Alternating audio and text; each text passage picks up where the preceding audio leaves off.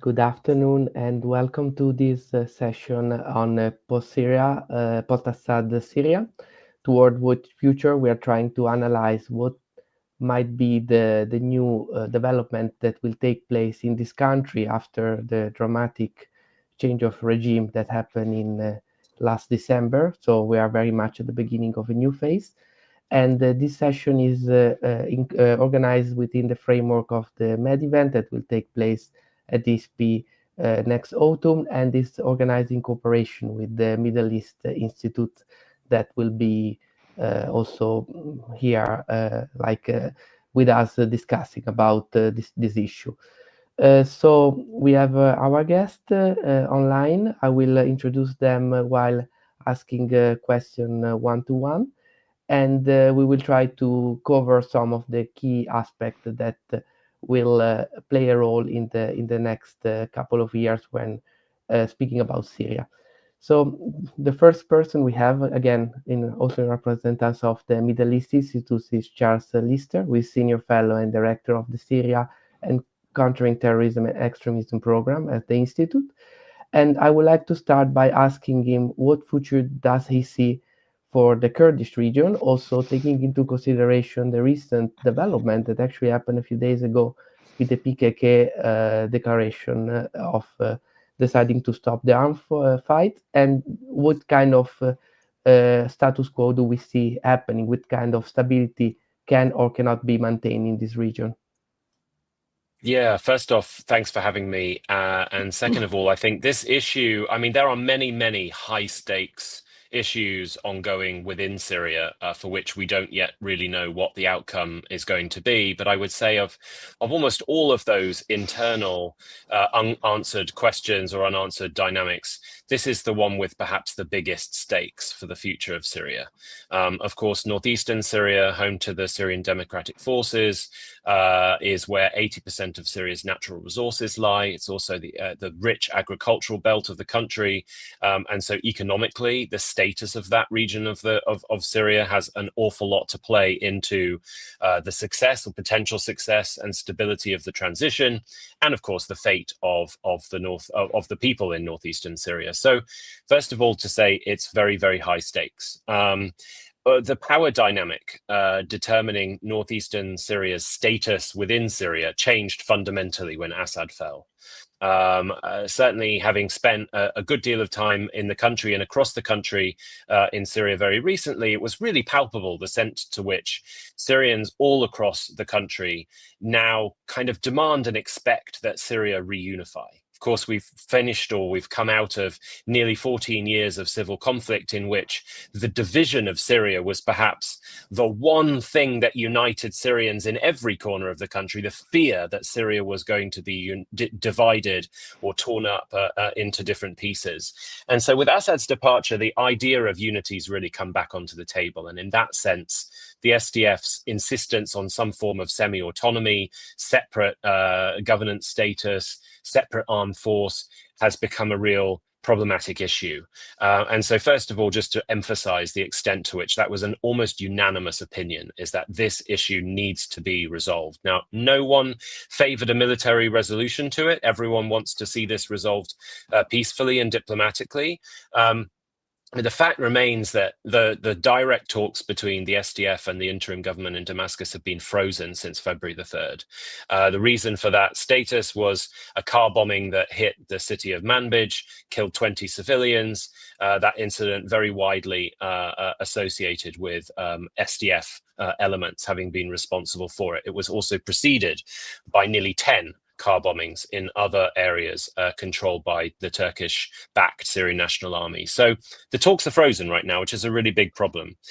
They had been ongoing at a fairly high level, mostly actually facilitated by US Central Command, by Operation Inherent Resolve, the counter-ISIS coalition. They had actually been facilitating most of those in-person talks in an airbase outside Damascus. And that also tells us a lot of interesting things. The US military has pivoted now, as I've been told directly, towards a posture that believes that the utmost priority now for them in Syria is the unification of the country and the central interim government's ability to exert a monopoly over the use of force. themselves. And in that sense, the SDF's leverage position has been undercut, as I was talking about earlier, since Assad's departure. So talks are frozen. There have been a few recent kind of confidence building measures, I guess would be a way to describe them. General Mazloum, the head of the SDF, has, through a allied media outlet, congratulated and acknowledged Ahmad al-Shara for being Syria's interim president for the first time. The SDF has also resumed oil trade with Damascus over the past couple of weeks or so, and that certainly had been perceived, I think, internally as a confidence building measure. And ultimately speaking, the SDF has also reiterated that it has agreed in principle to almost all of the core pillars of a deal, including the reality that they will need to dissolve and integrate into the state. But the devil is in the details. And the SDF still insists on remaining a bloc with its own distinct military command in the northeast, even if it's folded under the umbrella of the government. And that is, of several others, the biggest thick red line that Damascus will, at least in my experience, never budge on, particularly given that Turkey is just watching over the shoulders of Damascus right now, waiting for these talks to potentially fully break down. And Turkey has its own plans. So ultimately, I think the US is doing what it can behind the scenes to push these talks to resume. That is the best case scenario here. There is a good deal on the table. I think it's a better deal on the table than the Assad regime had put in front of the SDF. But the clock's ticking, and the longer this frozen status continues, I fear the deal on the table for the SDF is likely to get less favorable. And so time is of the essence to try and get it resolved. Thank you very much. You were mentioning already the US having a role in the country, especially with regards to the Kurdish, as we want to call it, to the Kurdish part of Syria. So let me go on with this topic with Natasha Hall, who is Senior Fellow with the Middle East Program at the Center for Strategic and International Studies, and ask her a little bit more details about what do you think the new US administration with Donald Trump will do with regard to Syria. There's not yet a lot of clarity on this file, so if you can help us clarifying what do you expect to happen in the next years. Thank you, and thank you so much for having me, and a great question. There hasn't been clarity on what the United States wants in Syria for many years now. There hasn't really been a Syria policy or strategy, or for that matter, a Middle East strategy for many, many years now, coming from Washington. Unfortunately, I don't really share the optimism of Charles in terms of it could be that the U.S. military does want a strong leader in Damascus, does want them to have the monopoly over violence and force in the country. But there are other factors at play. And I think that is primarily why the SDF is holding out in northeast Syria and other actors potentially in the country. But right now, I think the SDF is probably the most important component. What we have seen is the US rely increasingly on Israel to make its policy, not just in Syria, but obviously in the wider region, not just today, but it's been going on for many years, all the way back to probably the Iraq War. This is obviously not entirely new. So if we look at Israel's strategy more broadly for the past some decades, in fact, we can see that Israel has this periphery doctrine, which has sort of reemerged in recent days based off of what's been happening in the south of the country in Syria with the Druze and the Kurds in the northeast. And essentially what this doctrine lays out all the way back to the 50s in Israel is Israel tries to create alliances with either non-Arab or non-Muslim minorities throughout the country, throughout the region, in order to sort of break apart the region into sort of more manageable chunks. I mean, that's the diplomatic way of essentially saying divide and weaken, or a divide and conquer strategy. And so that is essentially why you have seen, I think, the Kurds holding out significantly, because they do feel like their alliance with Israel will speak to the United States. Maybe they can delay the withdrawal of U.S. troops as a result. And then, maybe SDF gets to hold itself together more so than the deal that is currently on the table. So I think that's one of the reasons we're seeing the SDF hold out. Significantly, you saw after the Öcalan, the head of the PKK, calling on his men to essentially lay down, men and women, to lay down their arms, that General Mazloum came out and said, this deal is not part of us. We're not related to this deal, which I think was significant as well. So, I mean, I think that this is a really unfortunate development. And I think it is really underlined by the fact that we haven't seen any movement on lifting sanctions. I'd remind everybody these are sanctions that were imposed on the previous regime that no longer exists, so it doesn't entirely make sense why they are still there. We do have this general license 24 that was issued by the United States, but that's only for 6 months. And really, that in addition to the fact that the new transitional government in Damascus is essentially run by what is still a foreign terrorist designated organization, according to the United States, this really impedes any kind of investment. And that's not even getting into the fact that, US aid has been dismantled. US aid has been withdrawn, essentially, not completely from Syria, but in large part. And that European countries are now going to have to prioritize Ukraine for many other reasons. And so all of them are also slashing their budgets. None of this really bodes well for a country that is facing as many geopolitical challenges as they are.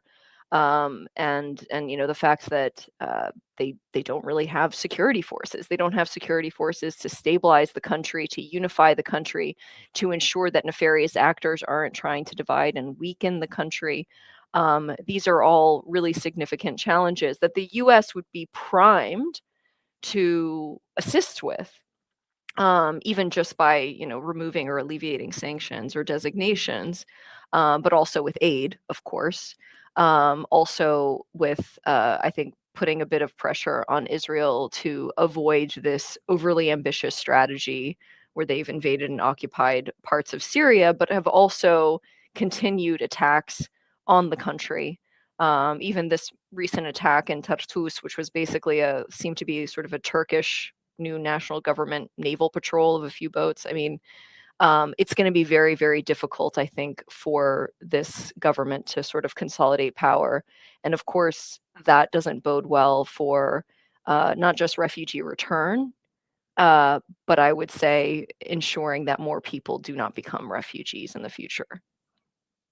Thank you very much. You already spoke about the challenges that the new caretaker government is facing, and they are really big in the country. So I would like now to ask to Karam Shar, who is founder and managing director of Karam Shar Advisory Limited, a little bit more about the economic challenges that the new government is facing.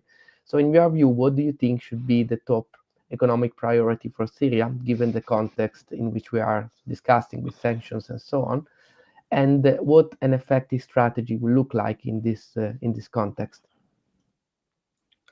It's difficult really to talk about the economy where none of the basics are actually present, for prosperity. So you have many factors that need to be in place for us to start talking about economic policy. And at the moment, I think none of the foundational factors for economic recovery is present. So if I had to use one word to describe the current situation in Syria, that for me would be fragility. Whatever you're looking at the moment could change tomorrow dramatically, and in so many different ways. So I'm talking in terms of the political positionality of many actors. I'm talking security-wise. If tomorrow we read that there is a coup attempt, or it could be actually a successful coup in Damascus, I wouldn't be shocked at all, I think at the moment there are many priorities for growth that need to exist before we start talking economic policy. So, and here I would just mention a few. Number one, security. at the moment, whatever arrangement we have in place, I think is extremely shaky. So in coastal regions, for instance, we're starting to see some reprisals. They continue to be very limited, much less than people were anticipating before the downfall of the regime, but very scary nonetheless, because this could unravel at any moment. Let's not forget that members of the previous regime, for the vast majority, did not really hand over their weapons. They still continue to put them under their pillows at home in their villages.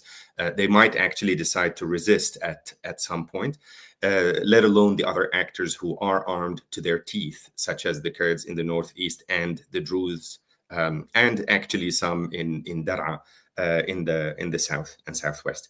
So that is, I think, the most important topic to discuss. I think if we want to talk about the economy, there are some priorities in the very near term, chief among which is actually supporting the state. And I feel at times that quite a few people and policymakers do not appreciate how difficult the situation is for the state. You have a liquidity crunch in the country, so people are struggling to withdraw their own money in their bank accounts. There are limits on financial transactions between accounts, which is making it very difficult for business activity to continue. Public services have actually deteriorated in terms of, say, public state electricity supply. That has actually worsened in terms of civil documentation.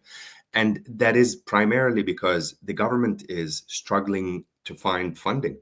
There were countries that promised right at the beginning to support the caretaker government, chief among which Qatar, who promised $120 million per month.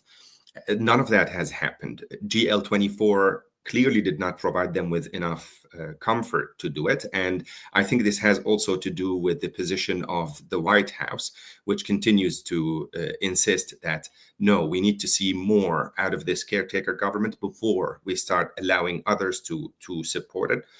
I worry they do not appreciate that if they continue down this road, there might not be a government to talk to, because this whole thing could crumble. And if we end up with state institutions that are crushed, they just can't function anymore, the level of violence, the surge of violence that we could see in Syria could actually be much worse than what we've seen since the conflict began. And this is, to me, an entirely plausible scenario of many potential scenarios. If you think of economic recovery and what would also be at play, but maybe looking at the medium term to long term, apart from supporting the state in the immediate term, I think we need a regulatory framework that is first consistent, homogeneous around the country, because at the moment you have fractured legislative legal frameworks, and that is also respected, because at the moment also, because of corruption, it's a jungle.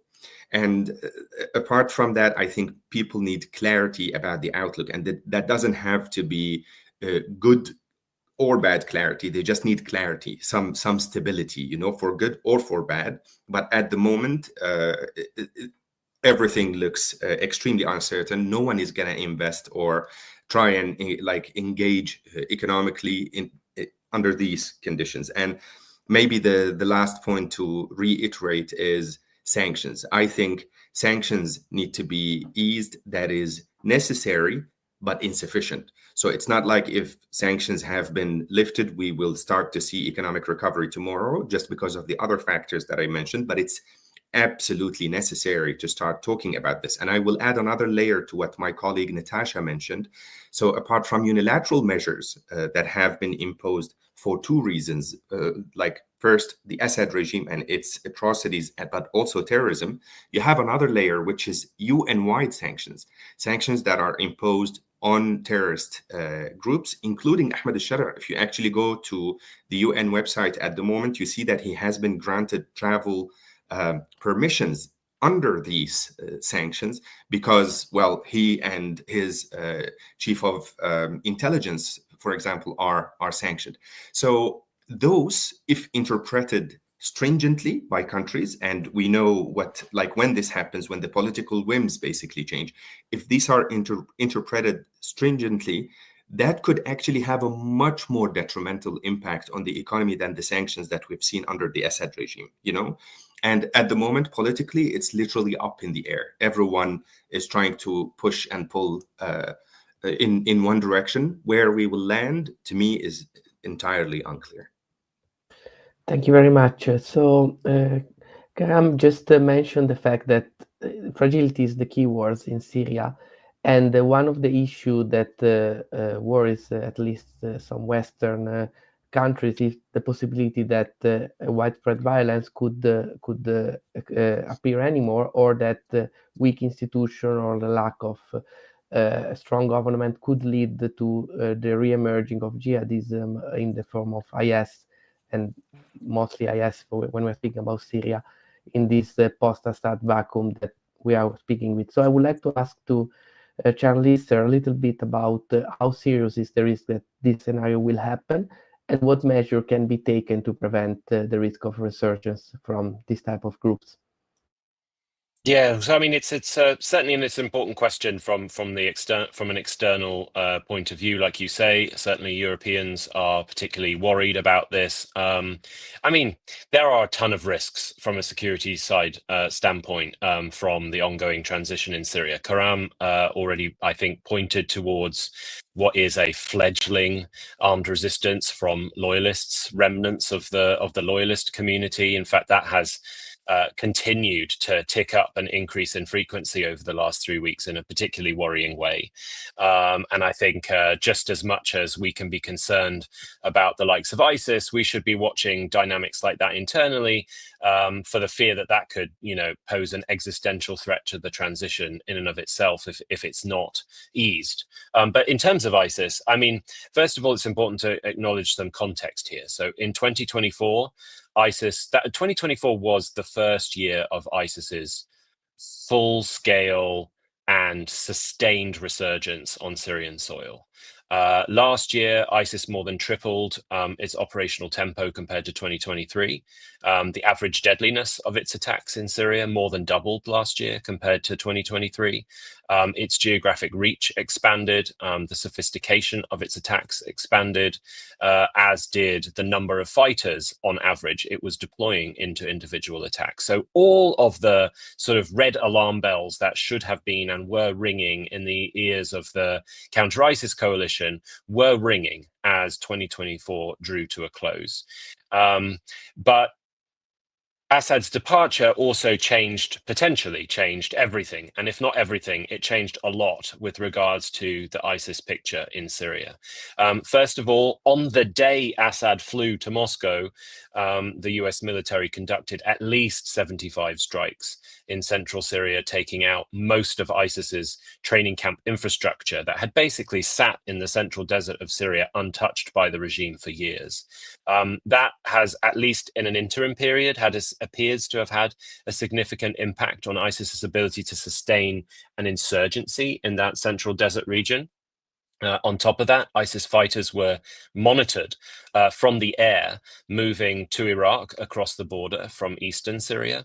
Some of them stayed in Deir ez-Zor's eastern desert right along the Iraqi border, but many of them crossed into Iraq. And the short sort of consequence of that is that since December, up until last week, and I'll come to last week in a minute, but up until last week and since December 2024, ISIS attacks almost completely stopped in Syria. I mean, on average, we had about one a week in the whole country, whereas in 2024, we were seeing 15 to 20 attacks a week. So a dramatic collapse in ISIS activity. And as I say, until last week, when we saw 11 attacks take place in eastern Syria. So that's just 1 week. I don't want to sort of draw a direct correlation from that yet, but certainly a dramatic uptick in ISIS activity in the very recent days. And that would, I sense, suggest that ISIS had taken the last 3 months or so to take a breath, assess where things were going, who was controlling what security vacuums were going to be filled and which ones weren't, and how to respond to those new conditions. There's another element here as well from the counter-ISIS perspective, which is that the US military and intelligence community have established, as I'm told, daily communication and coordination with the interim government in Damascus in the counter-ISIS fight. A lot of that is deconfliction, but they've also coordinated joint operations. 8 ISIS plots, most of them in Damascus, have been foiled since mid-December, all of them due to joint intelligence sharing between the US and the interim government in Damascus, which is, of course, an encouraging sign from a security perspective, new coordination and cooperation bringing successful results. But it also tells us that ISIS has been attempting, very desperately attempting, to conduct large-scale mass casualty bombings in an urban center in Syria, which amidst this very fragile transition, I think could not be more concerning. Several of those plots targeted or sought to target Sayyidah Zainab, the Shia district south of the capital, and others sought to target in areas in and around the Umayyad Mosque in the center of the city. So certainly from a Western perspective, and I've heard this from Europeans in the last few weeks, real acute worry that one of these ISIS plots could get through and everything could change in Syria. And just briefly before I end the answer, it is also important for us to remember that there is also, I think, more of a long-term challenge associated with remnants of al-Qaeda loyalists in Syria. They had a really tough time in the northwest of Syria in recent years as a result of HTS sort of counterterrorism security pressures. But with HTS certainly distracted, emphasizing security measures elsewhere in Syria, the Northwest has become much more of a vacuum than it used to be for those kinds of fighters. Al-Qaeda's official affiliate, Haras al-Din, announced their dissolution a few weeks ago. For me, that's more of a mirage. First of all, they were basically not operating anyway. Most of them had gone to ground. And interestingly, a whole bunch of them have been taken out in US drone strikes in the last few weeks, which I don't think is a coincidence when we discuss fledgling cooperation between the US and the interim government, and the fact that the interim government sees these al-Qaeda operatives as a threat and a challenge that really should be dealt with. But long term, there are also thousands of loosely al-Qaeda aligned foreign fighters in northwestern Syria who helped HTS take Damascus, but have now basically been told, go back to Idlib, stay there, mind your own business. The fight is over. We can't give you naturalization. We can't give you Syrian citizenship. But, you know, just sort of stick it out in the northwest of Syria. These guys have nowhere else to go. Much less in terms of a life prospect than their Syrian counterparts. And I do worry a little bit about there being very little in the way of a solution to that challenge for now, and potentially a threat in the long term. Thank you very much. Very interesting also the last point. That's one of the things we keep on forgetting, that a lot of people travel to Syria to fight, and a lot of them are still there, and they face quite a challenge. So before we were speaking about the risk of the negative effect that the sanctions still have on the possibility of Syria going back to a better path, and we know from data that this is something that affects very much the population. So just to give a few data, the latest available, around 90% of the people are living below the poverty line. Still a huge number of displaced people. Of course, they are going back, but still a population that is really suffering a lot and is really suffered over more than 13 years of war. And this happens in a context in which countries like the US are cutting, for example, on USAID, and cooperation seems to be less there is less of a magnitude of helps and aid funding that seems to be available, and of course it will affect Syria. So I wanted to ask to Natasha Hall, what role do you see for the US to play in the more humanitarian aspect of the Syrian crisis, if there is something that you see the European Union, European countries can do in this context, or international organization can do to step in and improve the condition of Syrians that are still the most affected of the current instability and violence, risk of resurgence of violence? Yeah, thank you for that question. I just want to take a step back and maybe add some stories to what that actually looks like, what the U.S. aid cuts actually look like in Syria, along with aid cuts that we've seen for years and more that we will see in the future. I've recently heard from some of the major donors that they will be cutting humanitarian funding by half for this year. In Syria right now, we're coming out with an edited volume on water security. Syria is one of the case studies next week. I recently reached out to the director of sort of coordination for aid in northeastern Syria, for example, to ask on updates on the harvest, on the rains, on the water security situation there. And she told me, Natasha, we don't have any of that information because everyone has been fired. We can't access that data. We can't get it to the farmers. This is going to be disastrous, and it will not be mutually exclusive from all of the issues that Charles just spoke to. That's one side of it. The other side of it is the United States provided something like 90% of health assistance in the country. Nurses are now using needles 3 times on people. They're using perfume to sterilize needles. I mean, the situation is very, very dire once you get out of Damascus, is what I'm trying to say. It's pretty dire in Damascus. It's much more dire outside of it. People have electricity about an hour a day. A lot of people who wanted to return, or at least, go back and forth a lot more, are now delaying it for all of these various reasons. So there's a lot that the United States can do, but I don't see it happening. I do think that some of the countries in Europe and in the Gulf that have good relationships with the US administration really do need to apply pressure to this administration and use the likes of Charles and myself as well to apply that pressure, because there needs to be a renewal of some aid in very critical and strategic pockets. This somewhat happened, it seemed, in Jordan, where Jordan was very concerned about aid being withdrawn. It is very heavily dependent on U.S. aid, and it seems like some of that has been returned. But again, and I'll return to the sanctions and the foreign terrorist designation that Karam was alluding to. I mean, one of the reasons that Qatar did not increase public sector salaries by 400%, as they said they would, is because they're afraid of the Trump administration and afraid of U.S. sanctions.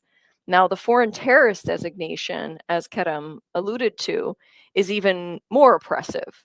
I can tell you, as someone who used to work with the U.S. government, I mean, that the type of onerous sort of obstacles to anyone wanting to come into the United States that has any sort of material support to any kind of designated terrorist organization is incredible. I mean, if you gave an apple to a fighter, right, you're sort of on a blacklist. So, I mean, these are enormous obstacles. The fact that the UN also has this designation is a significant obstacle. Now, that said, a lot of donors were able to work through a UN pooled fund in the Northwest where HTS was governing. So that could be an opportunity. But that said, aid through INGOs, international NGOs, and the UN is not particularly efficient. So when you have a situation like you do today, where there is so little aid, it must be known that the overhead costs are going to be enormous. There's also not a great deal of trust between UN agencies and the new government in Damascus because of the UN agency's sort of historic closeness to the Assad regime in recent years. So, I mean, all of that is essentially to say that there is quite a bit that can be done on the US side. I don't see a lot of that happening in the near term, but I do see countries like Italy, like Saudi Arabia, Jordan, and others being able to apply some pressure to the United States to reconsider the aid cuts in Syria and surrounding countries for humanitarian reasons, but frankly, very strategic reasons as well. the emergence of ISIS in a place like Syria has less to do, I would say, with ideology and much more to do with hopelessness, with lack of opportunities. And the vast majority of the fighters in the prisons and in the central desert today are in fact Syrian or Iraqi. So I think providing them with opportunities and cutting off the opportunities of nefarious actors to take advantage of that despair is of great necessity. And as Kerem mentioned, really time is of the essence, because I think things could rapidly change for the worst at any moment, some of which we could predict and some of which we really can't. Thank you. Very black and sad picture, of course, but this is the context we're living in, and it's really urgent also to do something, not just for the sake of doing that, but also for the consequence that might face a country like Syria without any assistance. And if you look at the number, they're really clear, and the example also are very indicative of the situation. So I would like to come back to Kerem and ask him also, what do you think the current caretaker government can do in order to convince the US and European countries to at least ease, if not erase, the sanctions? Do you think there might be steps that could lead to this direction? And if so, what can be that can actually change the current opinion on sanctions in your view? It's the most difficult question, especially in the US, because it's not entirely clear what the US wants on its own. And within the US administration, obviously, you have different parties with different views on Syria. I mean, I suspect Marco Rubio would be much more open to working with the caretaker government in Damascus than, say, someone like Tulsi Gabbard, So, I mean, it's really difficult to tell what the US wants to begin with. But for the caretaker government, I think the challenge is difficult to exaggerate, because being able to actually convince all key parties simultaneously is quite simply impossible, So think of UN mandated sanctions. You would need to convince the Russians by maybe telling them that you can keep their sanctions, which is not something that is acceptable to some of the other permanent members of the UN Security Council, who would also make that decision. And for China, they would maybe make a completely different demand, which is the fate of Central Asian fighters in Syria, and that they cannot be part of the army, for example, or that they will be handed back to their home countries. So it's very, very difficult for them to come up with something that satisfies everyone, which is actually worrying, because I view one of the scenarios to be actually the international community pushing the caretaker government into the lap of one of the major powers. That is actually one of the scenarios that I see being quite plausible. For the US administration specifically, the main concern that I think is on everyone's mind is the relationship with Israel. Will Trump actually say, we're happy to lift the sanctions related to the Assad regime if you sign an agreement with Israel, or maybe something less stringent than that, but taking some steps towards peace with Israel. And that would actually put Ahmed al-Shara in a very, very difficult position domestically. I would even say an untenable position, because that is not acceptable to most Syrians, especially the key backers that helped him actually become the caretaker president and now interim president. For the US, I think they will also make other demands relating to the Kurds in northeast Syria and their fate, which would help them then have a coordinated and systemic withdrawal out of northeast Syria. I think this is still a priority for Trump. However, the key point to highlight here is with some key confirmations in the current US administration up in the air, we know that this might take months to be confirmed. I worry that the US position towards Syria might not be clear for months to come. And they do not appreciate that we do not have the luxury of just waiting and seeing in Syria. In fact, I would argue, if they are worried that the situation in Syria could unravel and get out of control, that Hayat Tahrir al-Sham would be empowered and so on, I would say the key to dealing with this is to engage, and to engage as soon as possible, to actually empower state institutions instead of HTS. That is something that I just don't see being a priority to the US administration at the moment. They are all saying this caretaker government is extremely fragile. Therefore, the best time to squeeze out concessions is now. And they do not really fully understand that, yes, this is true, but only up to a certain point. Beyond that point, there's just nothing more that they could offer you, and let's also just highlight one additional thing with respect to sanctions. Assuming there is political will, and I think all agree that it's not necessarily the case, at least like in the US, assuming there is, just to dismantle this whole architecture of sanctions is something that will take years, Some of the sanctions, say under the Patriot Act or the Caesar Act, have been in place as acts, and they require action in the legislature. Now, some others would require an executive decision, but the multitude of layers on top of each other for these sanctions makes it incredibly difficult to start to dismantle the whole architecture. That is assuming there is political will. Thank you very much. We have luckily some time also for a last round of questions, but we'll have to keep a bit minding the overall time. So going back to Charles, I would like to ask him a little bit more of what does he think the new foreign policy will look like with the new government? Who will be the key allies, and how do you think they will relate with the countries in the region? So Turkey, Iran, Saudi Arabia, Gulf country. Just if you can give us a quick overview of what do you think they will do?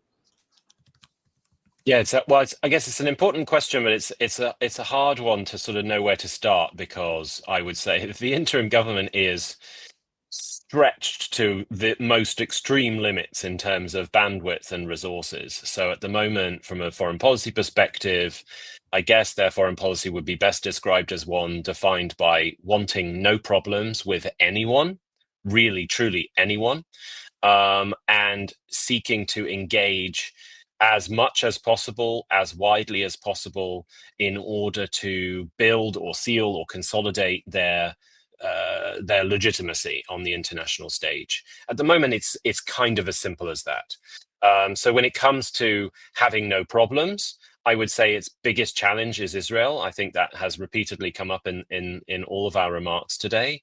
I think whilst basically the entirety of the international community, including Assad's longtime backers, Russia and Iran, have all unified behind a posture of de-escalation, calm and stability in Syria, Israel stands alone in being one that is seeking constant provocations. And as I've heard just in the last few days from some contacts here in Washington, D.C., they're actually seeking to eventually instill some kind of change in the government in Damascus. They are pushing that hard, seeking to divide the country, instrumentalize minority communities, undercut the authority of the interim government in Damascus, and ultimately force it out.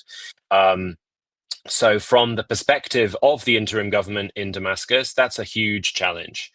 On an optics level, Ahmad al-Shara, the interim president, was not that long ago known by most people as Abu Muhammad al-Jawlani. He ties his origins back to the Golan Heights. So the fact that Israel has newly occupied Syrian territory for the first time since the 1974 disengagement agreement is a big deal. He, as the interim government, is seen by most Syrians as having a responsibility to push back against that. So far, he's only used his ambassador at the UN Security Council and his seat yesterday at the Arab League summit to voice his criticism and condemnation. The UN, of course, has largely come out behind him in demanding that Israel reverse its incursions and occupation of territory. But do I see any of that changing the dynamic? No. I think Israel has established an expanded buffer zone in its eyes, and it will not be leaving that territory. But that does present a really significant challenge to Damascus. On other issues, I think it's intriguing, of course, that on a strategic level, the interim government has the most deep relations with Turkey, more than any other regional actor. But on a big picture level, it has actually invested a lot more in establishing and consolidating and showing off relations with the likes of Saudi Arabia than it has with Turkey. And I think that shows or demonstrates a level of pragmatism. I think it's smart to try to balance what their regional relations look like. They're definitely keen not to look like anybody's puppet. And I think that is a good thing. So really, Turkey, Qatar, and Saudi Arabia are the sort of the triumvirate in the Middle East who have established the most solid ties with Damascus and are pushing in complementary directions to prop up the transition, also to corral it in more encouraging directions. And I think that is good, and it's something that the interim government seems to have both understood and embraced. Russia, I think, is intriguing from a foreign policy perspective. I mean, the Russian embassy never vacated or evacuated its staff, even as Assad was falling. And from day one, the Russian government has maintained open lines of communication with the interim government. Foreign Minister Shaybani has an open invitation to Moscow. I think the Russians have been staggeringly pragmatic when it came to this 180-degree shift in Syria. They are clearly doing that because they want to retain control of their bases on the Mediterranean coast. And as I understand, the interim government so far is happy for that to continue, albeit on the condition that Russian strategic weapon systems don't get redeployed into Syria. So no air defense, no fighter jets and heavy bombers, but a small number of troops and a presence both on the air base and the naval base is seemingly an acceptable compromise for now. And so I think that kind of pragmatic balancing attitude is good. And then the final thing I would say is comparing Europe to the US. Under the outgoing Biden administration, there wasn't much of a difference between Europe and the US. With a new administration here in the US, the difference between across the Atlantic is staggering. Europe seems to be fully on board with the idea that engaging in order to stabilize is the right approach when it comes to Syria, and clearly the interim government in Damascus is reciprocating. But the Trump administration is dead set against engaging this interim government. There's basically been no direct contact since Donald Trump stepped into the Oval Office. The Syria policy review right now in Washington is being run from the White House by a number of individuals who basically see the interim government as Al-Qaeda. And have really genuinely zero interest in engaging it, let alone supporting it and giving it breathing space through sanctions relief. That's going to be an enormous challenge for Damascus. I think they are trying to use security ties, the ones I described earlier, active cooperation with CENTCOM and the intelligence community to try to demonstrate that they can be helpful and that they can work together to try to prove to the politicians that there is an interest in taking a more nuanced approach on this, but I haven't seen any progress in that respect. And there, I think, to conclude, I think we'll see Damascus say, well, then there's less of an interest right now in us trying to engage the Americans. We'll do what we can to show good faith, to show that we can be reliable, but we'll invest with those who want to speak and leave others by the wayside. Thank you very much. We'll take the last minute for the last two questions. So one is for Natasha. We notice that in Europe or elsewhere, there are a lot of Syrians who would like to go back to their countries after such a long time of being in exile. Do you see a possibility of helping them in this project from, again, European country, Turkey, or the international community? What can be done to support this will that some Syrians have at the moment? Yeah, I mean, I think we've talked about it. Removing sanctions, dealing with terrorism designations. Europe has already done quite a bit to suspend its own sanctions, but really, if the U.S. ones remain in place, if the UN ones remain in place, it's really going to be challenging. Again, people are not going to return if things are still dangerous. Israel just said it wants to demilitarize 3 different governorates in the south. That's an enormous amount of space. And just to give people an understanding of some of the rhetoric that's going on, I think Israel has been talking about this place called Jeramana as if it's some isolated Druze village. This is Damascus. This is where my family lived. This is where lots of Iraqi refugees were living. This is just part of, larger Damascus city, essentially. And the fact that Israel is stirring up sort of tensions this close to the city center is not going to, I think, inspire a lot of people to return home, even those who might be more well off and be able to move back to Damascus city center or Aleppo. So really that is truly essential, and I think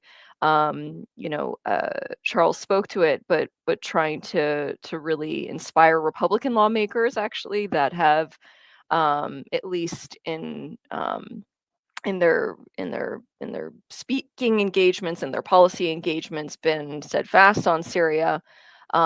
Getting them to sort of move the administration would be very helpful. But again, I'm a little bit pessimistic for all the reasons that Charles just alluded to. The Arabs, Shadda's Arab Summit speech, I would just say this: Israel maybe stands alone on weakening Shadda and Syria, but I would say there was a lot more to that speech. It was a very attractive speech to the Arab street, I will say, especially on the Palestinian issue. It was one of the stronger speeches I've heard from an Arab leader. And I think the appetite for a competent, democratic, politically legitimate leader arising from a revolution, an Islamist leader, is limited in the region.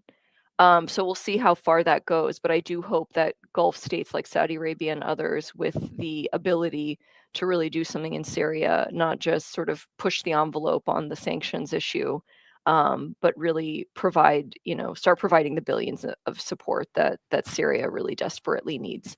And I think if they don't, I do see a return of Russia to Syria and possibly other actors. The one thing that would have changed, I think, the policy for a Biden or a Harris administration versus a Trump administration is to use this opportunity to kick Russia out of the US's traditional sphere of influence. But I think we've seen quite categorically last week that this administration does not see that as a priority and is actually quite closely aligned with Putin's priorities. Thank you very much. I just take the last minute to ask a question to Karam about the reconstruction. So is already something happening at the moment in Syria, or like we're still waiting on that? And which country do you see to be more best positioned for that? So just minding the time, a bit of a short answer on this point. I would like to know a little bit more about it. I would say what is most needed for reconstruction is for the government to actually have a plan, because reconstruction is always state-led. So we're nowhere near that. The government still has not actually put forward a vision, and rightly so, because they're still waiting to form an interim government that has a better representation of Syrians. Now, whether the international community will fund that reconstruction is a whole other question that is contingent upon the political situation. As we speak, I think you would expect support maybe from countries like Qatar, from Saudi Arabia, perhaps Turkey, and some European countries, but definitely not from the major regular donor, which is the United States. In general, I think there will not be serious steps towards reconstruction given the current outlook. We would expect more humanitarian aid, calls for maybe early recovery, but I don't see reconstruction being now one of the topics that will be actively discussed. Thank you. Thank you very much. And thank you for sharing your insight. It was a very interesting discussion, and we tried to cover all the aspects. Let's hope in 1 or 2 years we'll have a more optimist discussion about Syria. But thank you also for people who attended this meeting, and well, again, wish you a good evening or morning, depend where you are, and thank you for everything.